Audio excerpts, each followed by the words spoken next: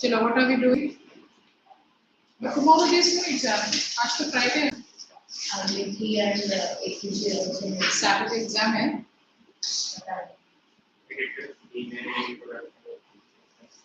You get to start with that. System is done now. The process of the last. So today we are winding up with the portion. Tomorrow, the next class. Here, genetics we have done. Our environment also we have done. So today, probably we are going to wind up with the portion.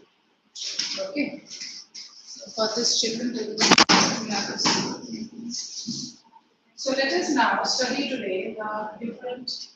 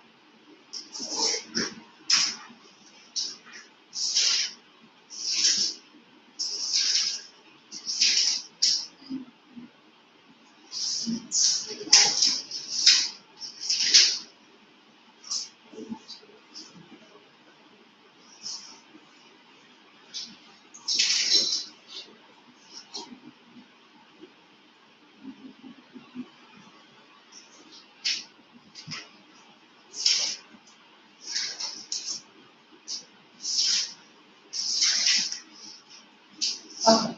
So today now let us start. We have already been talking about the male and the female system. So a fair idea you already have about the reproductive system. Let us try understanding the female system again before we talk about the stages. So this is the female reproductive system. We had already studied the male reproductive system the other day, and this is now the female reproductive system. What are the parts? Let us again go through what are the parts. The major part of the reproductive system, both in the male and the female. The first was the primary reproductive organ. What was it? Both in the male and the female. The primary reproductive organ are the testes, the female reproductive organ, the ovaries. Common features that we had come across in the testes and the ovary was, if it is the testis, all the cells of the testes undergo the process of gamete formation and thus producing billions of sperms at a time. For the ovary, both the ovaries are not engaged in the process of gamete formation. It is only one ovary at a time. To make it very simple, if I understand that in the month of June, if this is producing gamete, July this, August this, September this is how it happens. So only one ovary at a time produces gametes. And of the reproductive cells of the ovary, only one cell at a time produces gametes. Unlike the testis, where, don't write, I will give you all these points, these things should be very clear. Any different type of questions you are asked. Okay, so I said that if it is the testis, both the testes undergo the process of gamete formation, and inside the testis all the diploid cells, you remember now what is diploid, all the diploid cells at a time enter into meiosis, form the gametes. What about this side? Both the ovary, no, only one ovary undergoes the process of gamete formation, and on top of that, when one ovary undergoes, it is only one single diploid cell which is undergoing the process of gamete formation. So definitely the number of female gamete and the number of male gamete, are they at par? No, only one functional female gamete and millions of male gamete. What is the need? The need is, what is the need that the male gametes has to be produced in large numbers then? What is the need? Why not the male gamete also produced in fewer numbers? Where we know that the ovary is producing only one functional gamete, then what is the need that the male gamete has to be produced in large numbers? Because the male gamete, number one, they are much smaller than the female gamete and they have to enter the female reproductive tract. And now that the female reproductive tract, this entire passage of the female reproductive tract is extensively acidic. Since the entire, I think, accessory glands in males, I think I haven't discussed that, right? That part. Okay, we'll talk about that. This entire female reproductive tract is extensively acidic, which kills sperms in large numbers. So, what is the objective? That in contrast to one female gamete, millions of male gametes should be produced, because the male gamete entering the female body and bringing about fertilization is just a matter of chance. It's just a matter of chance, because with respect to this one female gamete, if hundreds of male gametes are entering also the female body, in this entire passage, when the male gametes, they are traveling, more than 60-70% of the gametes are killed because of the acidity. Extensive acidic environment it is. And then, on top of that, the male gamete is motile. We said the other day, we learned that. The male gamete has got those lashing tail, it has got the mitochondria, it can move on its own. The male gamete, which is a single cell, can move on its own. The female gamete, no. The male gamete cannot move. There's no need. The male gamete has to enter the female body, it has to move, it should move, and then it will enter through this passage. And it is here where the process of fertilization happens. So now that when we are talking about this particular female gamete or the ovary, this is what we were discussing last day, the last topic. That how or what is the method in which the female gametes develop, with contrast to the testis. So let us start from this concept again. We are talking about the development of the fetus. The next concept is the development of the fetus. What is fetus? What is embryo? All these words one after the other we'll have to study. I am talking about, did we draw the female reproductive tract? Did we draw the female reproductive system? We haven't drawn the other day. We'll have to draw this. This is a very common diagram which comes in the paper. So first let us start with this. Let us draw this diagram. Take out your notebooks. Let us draw this diagram.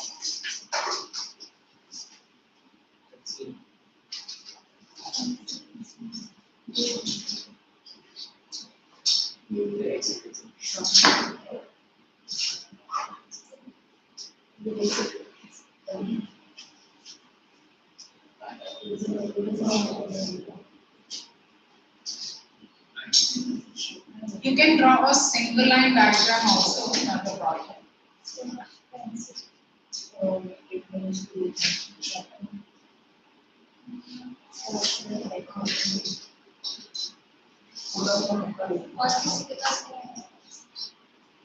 Pencil में है नहीं है pencil? क्यों? Last time I must have mentioned, no? We were talking about this asexual reproduction. That class only I told you that now we'll have to draw a number of diagrams. So all of you should have pencils. लेके आओ देखो if from the office you are able to get. Go and get one of you from the office.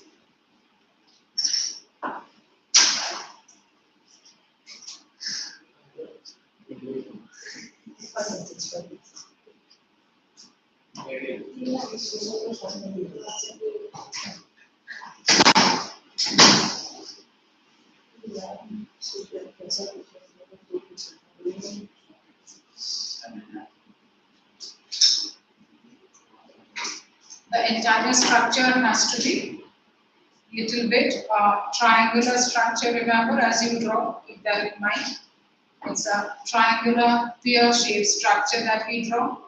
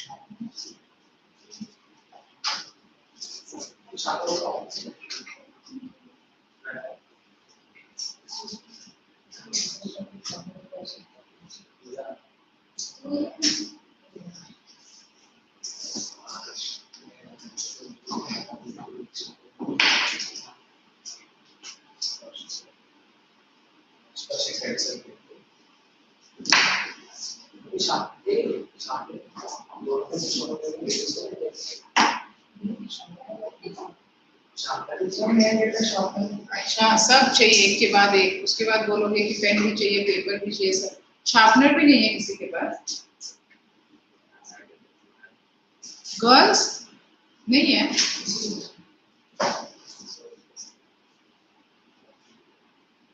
एक तो pouch होता है ना, एक school student के पास एक पेंसिल बॉक्स होती है, पाउच होता है जिसमें पेन, पेंसिल, इरेजर, स्केल सब कुछ होना चाहिए। You all are behaving as if university में पहुंच गए, पेन लेके आ जाते हो क्लास में। Now I have everything except sharpness. Oh God. जाओ लेके आओ।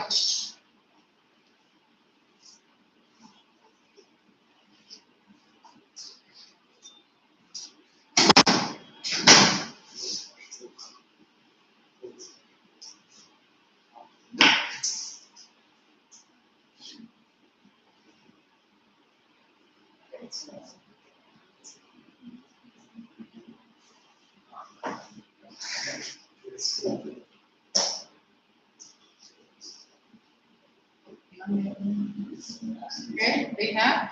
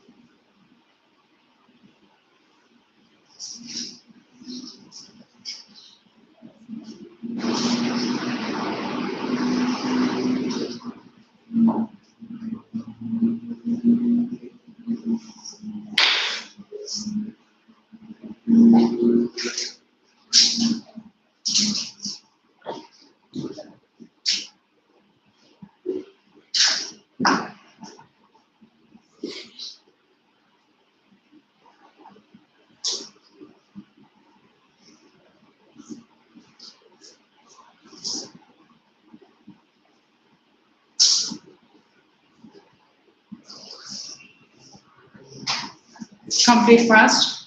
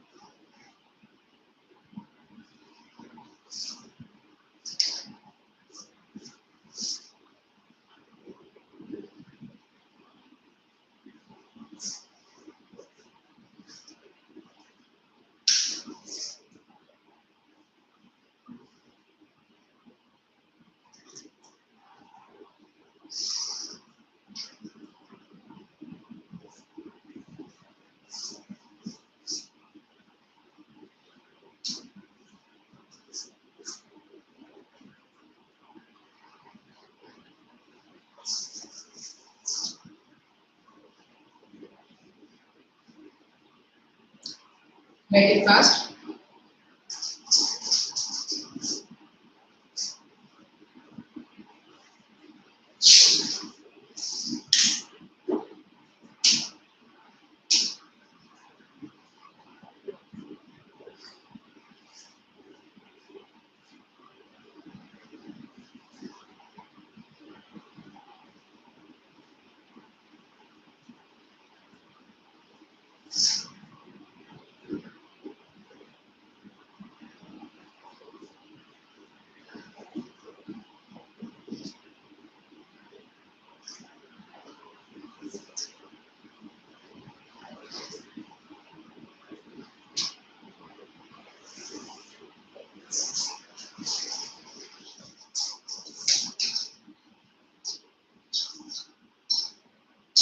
Don't draw this. This is not needed.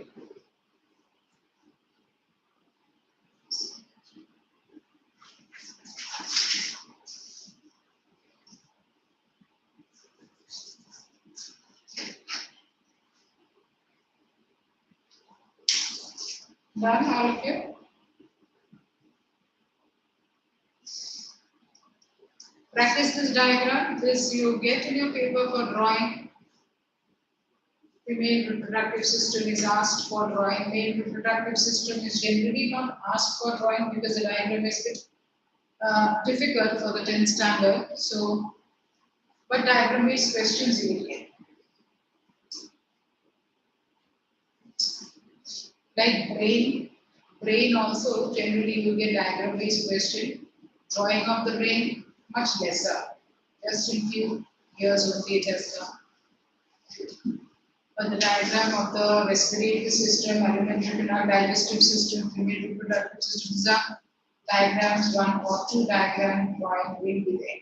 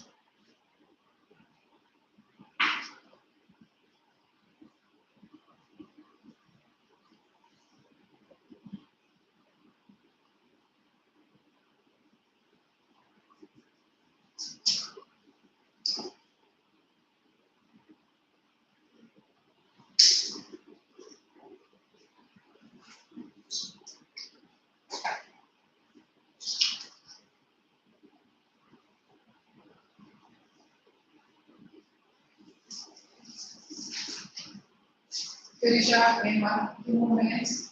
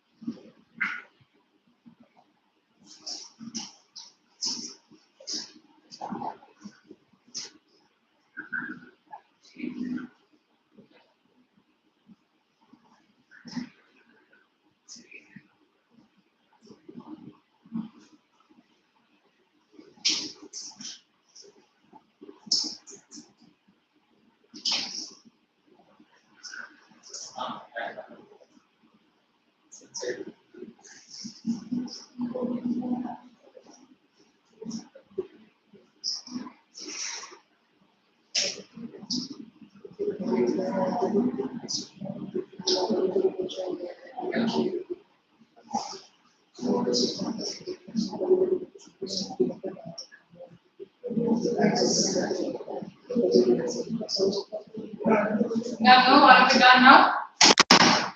Let us now again look into the concept of the female reproductive system, the functions of each of those parts to understand, first of all, very nicely. Ovary, the other day we had already studied what are the two functions of the ovary you had written. The two functions of the ovary are to produce the female gamete, that is the ova, and secrete female hormones, that is the estrogen, progesterone. Now looking into the section of the ova, the ovary. Looking into the section of the ovary, we try to understand two concepts here. talk about the section of the ovary, I was already mentioning that the section of the ovary, when we see all these cells which are diploid cells, they're all diploid cells. What is the meaning of diploid cells? They all have got how many chromosomes? They all have got 46 chromosomes. The concept of diploid, that's why the other day also I told you. So when we are talking about this entire line of cells, these are all the diploid cells of the ovary. But unlike the testes, all the diploid cells will not enter into meiosis at the same time, only one cell at a time. This cell now starts the process of meiosis. So if it is meiosis, then the nucleus will divide into 4 parts, 4 nuclei, or rather 4 cells that we have understood earlier also. If it is meiosis, one cell will divide to form 4 cells. Yes, it is dividing to form 4 cells. Now that it is dividing to form 4 cells, these are the 4 gametes that we are talking about. So yes, the cytoplasmic portion is also there wrapped up. The cytoplasmic portion is also there wrapped up, and this is the biggest cell. Once the development is all over, inside the a very big follicle. Now this we will name it as a follicle. What is a follicle? A cell inside the ovary. But inside that cell, the formation of the ovum is taking place, the gametes taking place. Once the development is all till the maximum in the ovary, then this big follicle will come and get ruptured and fused with the wall of the ovary. What is this follicle with the maximum size in the ovary known as? This is known as the Graafian follicle. What is it? It is a cell which is containing the developing ovum, and beyond this, no more development of the ovum can take place in the ovary. This is the last stage of development actually. So when this particular stage is reached, now what? This Graafian follicle will come and fuse with the wall of the ovary. And then this ovum or the female gametes all will be released out.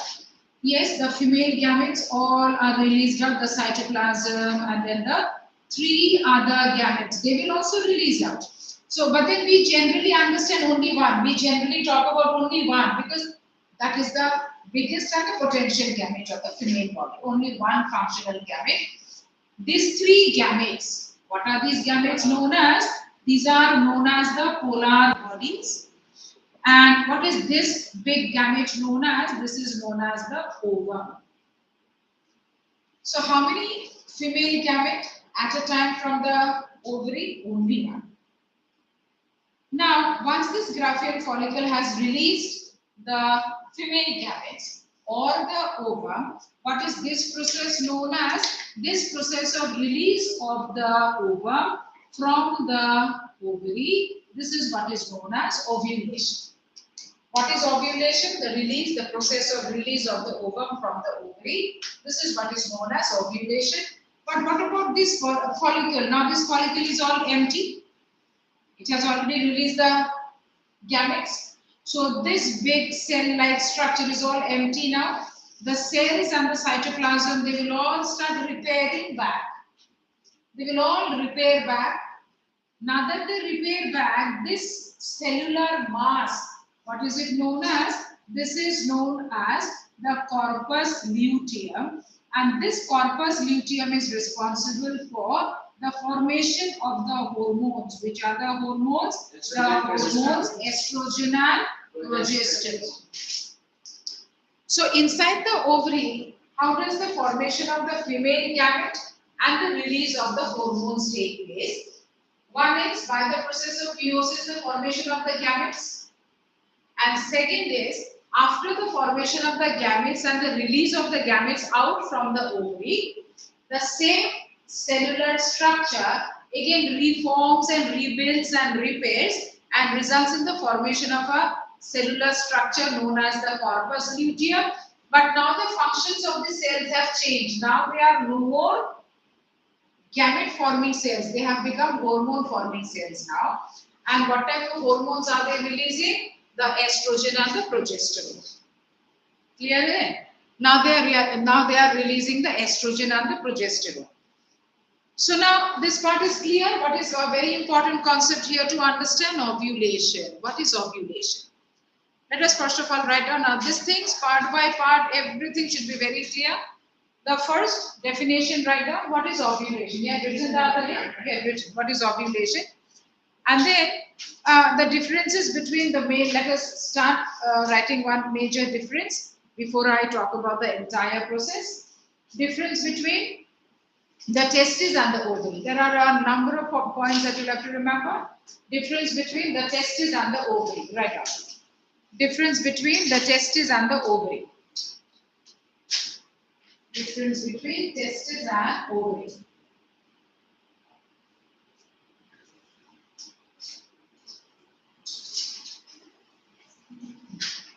Difference between testes and ovary. So for testes, difference between testes and ovary. For testes, you write primary reproductive organ. Testis, primary reproductive organ for primary reproductive organ in the male body. Primary reproductive organ in the male body. Primary reproductive organ in the male body.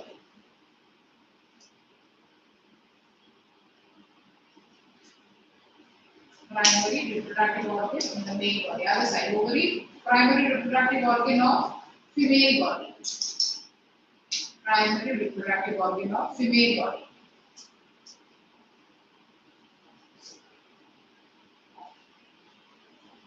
Primary reproductive organ of the female body. Next, point number 2. All for the testes. For the testes. All diploid cells. All diploid cells produce gametes by meiosis. All diploid cells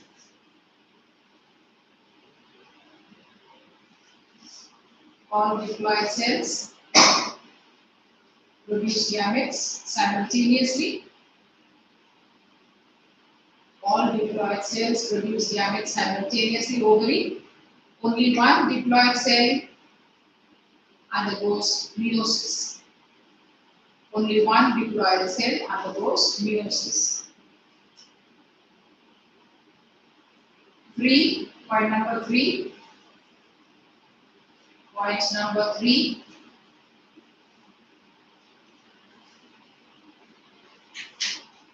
Point number 3.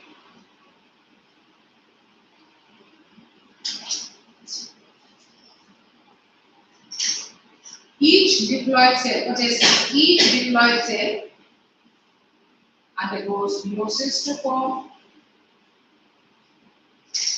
Each diploid cell of the testis undergoes meiosis to form 4 functional gametes. To form 4 functional gametes. To form 4 functional gametes. Other side, ovary. Ovary. Only one diploid cell undergoes meiosis, forming 1 functional gamete. Forming 1 functional gamete, that is ovum. Forming 1 functional gamete, that is ovum. Other side, the testis side, you write 4 functional gametes, that is sperms.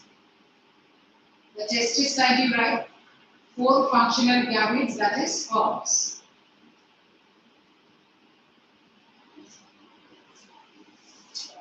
Okay, so next point, the male gametes for testes, you write. Male gametes are smaller in size. Male gametes are smaller in size. Male gametes are smaller in size and are motile. Male gametes are smaller in size and are motile. Male gametes smaller in size and motile. Other side. Female gametes are bigger in size.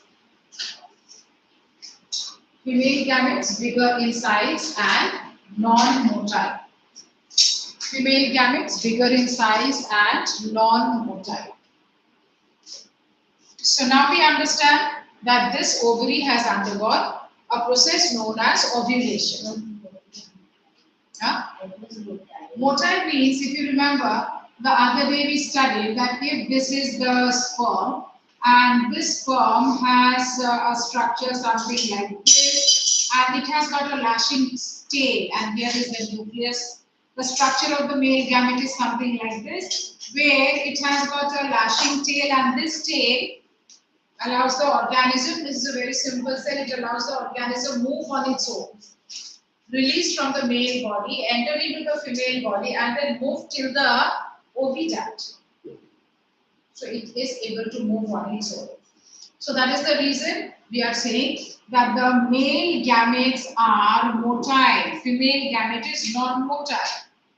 But the female gamete, now we are drawing, we are not comparing the size to draw. But in real, when we talk about the female gamete is larger, the male gamete is very, very small. Now that we have understood that what is ovulation, yes, ovulation is a process of releasing of the gamete from the ovary. So where is the gamete now? We now majorly talk about the ovum because ovum is the potential gamete of the female body. So I understand that the ovum is here now.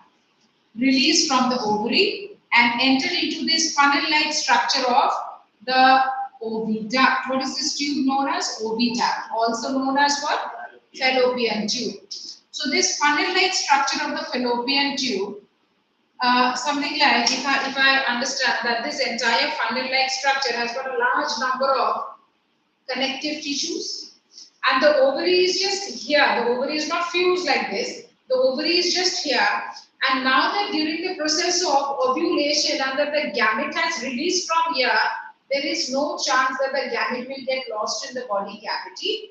It is caught in this fine hair-like structures. Just like our trachea, there are enough number of cilia. Just like the nasal passage, enough number of cilia. Here also, when I talk about this entire cup-shaped structure, the funnel-shaped structure, and the ovary here. Now that ovulation has happened and then the female gamete released from here. Is it getting lost ever possible? No, it immediately gets caught up in that cilia and starts moving inside. So this is the ovum which now enters, lost from here by ovulation and enters into the oviduct. So as it moves in the oviduct, what happens? The ovum is becoming even more functionally active now. Or otherwise, I can also say that this ovum which is released from the ovary is not fully mature, not ready for the process of fertilization. So where does the female gamete gain its maturity? In the oviduct. So the female gamete becomes functionally active in the oviduct. The female gamete becomes functionally active in the oviduct. And now that it is functionally active in the oviduct, what would be the span of this female gamete? The span of this female gamete is just 1 to 2 days, or rather, it is actually just 1 day. It is not even 2 days. It is just actually 1 day. What is the meaning?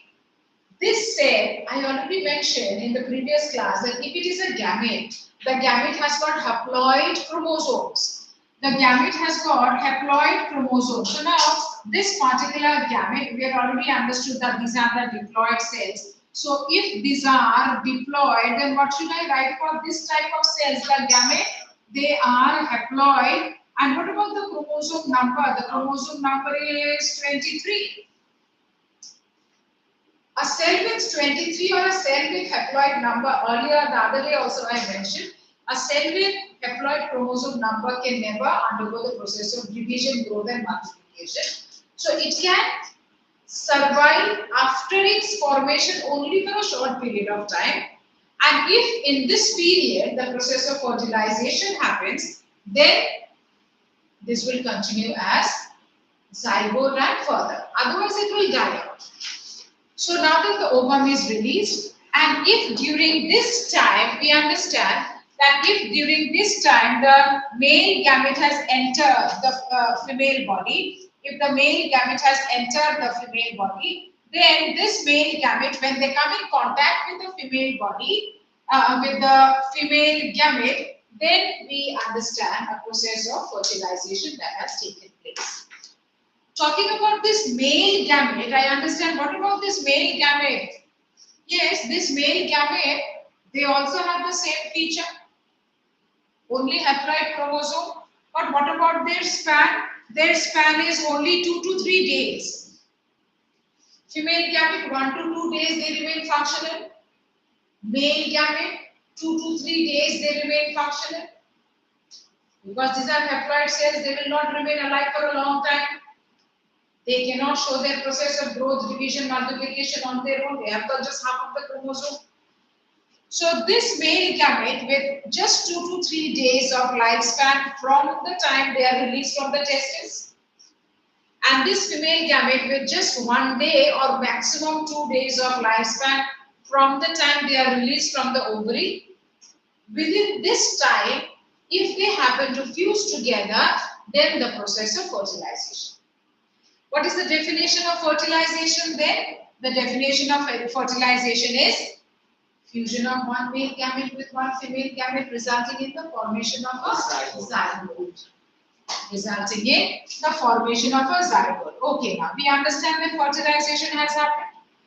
And is it possible that 2, 3, 4 sperm come in contact with the same ovum and fertilize the ovum? Not possible. The moment the process of fertilization has happened, I talk about that this is one female gamete, the ovum, and now that this male gamete has made its contact with the female gamete, the male gamete will just contribute its nucleus. So the male gamete just contributes its nucleus, and in the entire process that this is having, the male gamete is just contributing its nucleus, so the nucleus will come in contact with this, and then the tip of the male gamete will get dissolved, the nucleus enter here, and these two nuclear components fuse together, resulting in the formation of a diploid condition, and this is what the haploid state has got converted to the diploid state now. The nucleus of the sperm 23, the nucleus of the ovum 23, and now the zygote is having how many chromosomes? 46. You get a question? How is the chromosome number restored in human during fertilization? You have to write in detail about this concept, that the male gamete with 23 chromosomes which are haploid, the female gamete with 23 chromosomes which are haploid, when they undergo the process of fertilization, the nuclei fuse together, resulting in the formation of a diploid nucleus, and this is how the restoration of the chromosome number takes place. Clear?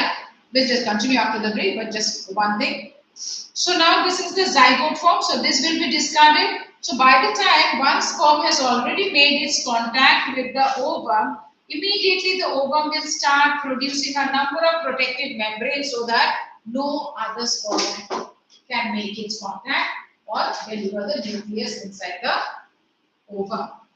So every time one ovum is fertilized only by one single sperm, resulting in the formation of a single cell. What is this single cell now? Zygote. But this single cell zygote does not remain as a single cell for long. Immediately it enters into a process of cell division and resulting into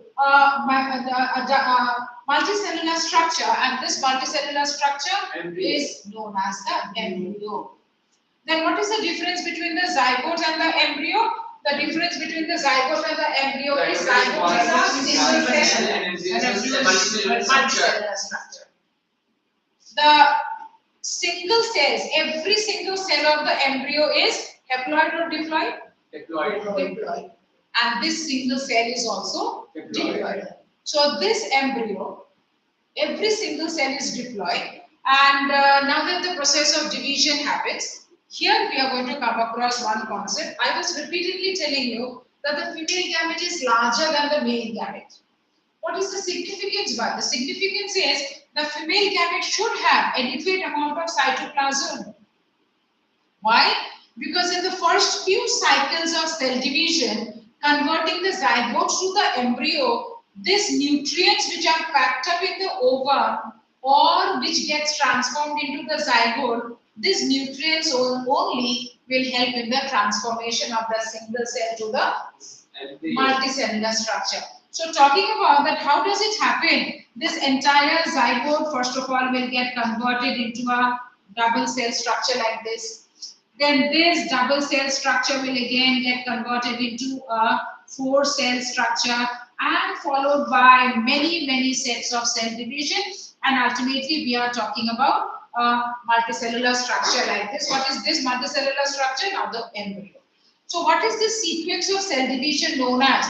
What type of cell division now we are talking about? All these cell division which is converting the zygote to an embryo is nothing but mitosis, where every time one cell dividing into 2 cells, one cell dividing into two cells. So one cell dividing into two, and this is how the process goes on. But for this process, nutrition is required from where? From this cytoplasm itself. So definitely, after a particular period of time, the cytoplasm starts getting exhausted. The number of cells are increasing. So by the time this embryo is almost about 8 to 16 cell stage, the nutrients are almost getting exhausted. And now the embryo needs to make its attachment with the uterine wall. Now the embryo will start making its attachment with the uterine wall. What is this process known as? This process is known as implantation. So when the nutrients start getting exhausted, finishing up, if the developing embryo is not able to make its attachment with the uterine wall, then this is a condition that we talk about as premature abortion, where this particular embryo could not make its attachment with the uterine wall, and if it cannot make its attachment with the uterine wall, this will not grow further. If it can make its attachment with the uterine wall, now it will start receiving the nourishment from the maternal body, from the maternal blood. From maternal means from the female body. From the female blood, from the female body, it will start receiving nourishment and still continue the process of division very fast. What is implantation that you are supposed to write? We'll just take a break now, but finish with this definition. Write this down. What is implantation? What are you supposed to write down? Implantation, the definition is the embedding of the developing embryo. The embedding of the developing embryo into the uterine wall. Into the uterine wall to receive nourishment. To receive nourishment from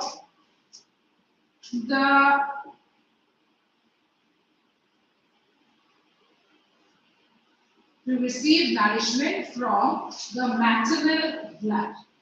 So the female is already considered as the maternal body now. So the objective, what is the need? What is the need for this implantation? The need for this implantation is to receive nourishment so that the process of cell division can continue. Take a short break, then we will continue again in 5 minutes.